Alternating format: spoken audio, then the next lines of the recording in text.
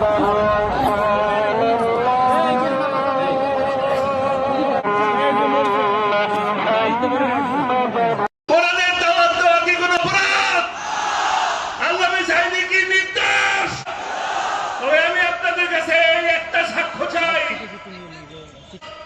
সাক্ষ্যটা দিবেন, রাজি আছেন?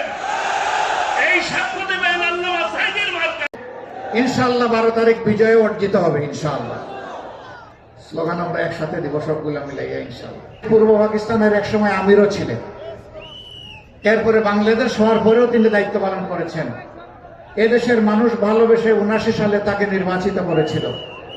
আজকে ডক্টর শামীম হামিদের হাতে আমরা পাল্লা বদলে এখানে তুলে দিলাম। বন্দোবস্তের মাধ্যমে যেভাবে খাবলে খামছে কামড়ে শেষ করে দেওয়া হয়েছিল তা পরিবর্তন করে দেওয়ার নির্বাচন, নতুন বাংলাদেশ জাগিয়ে তোলার নির্বাচন, 37-এর যোদ্ধাদেরকে সম্মান করার নির্বাচন, যুব সমাজের আকাঙ্ক্ষা পূরণের নির্বাচন।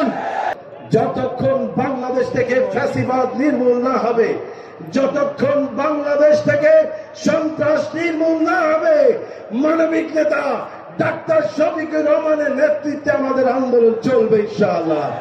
সাক্ষ্য দেবেন আল্লামা সাঈদীর মার্কায়। এটা আমার মার্কা নয়, এটা আল্লামা সাঈদীর মার্কা। আকাঙ্ক্ষা, এই আকাঙ্ক্ষাগুলো বাস্তবায়ন করার জন্য আবার যদি বক্তব্য রাখছেন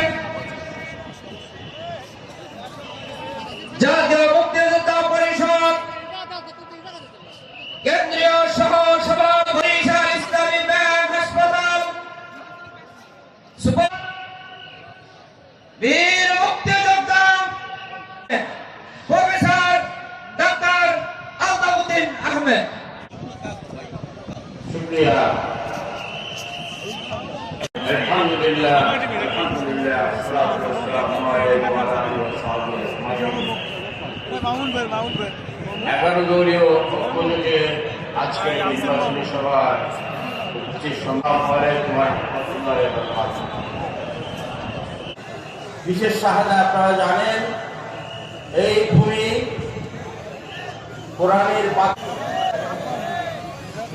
সেটা 2006 সালে বেহাত হয়ে গেছে।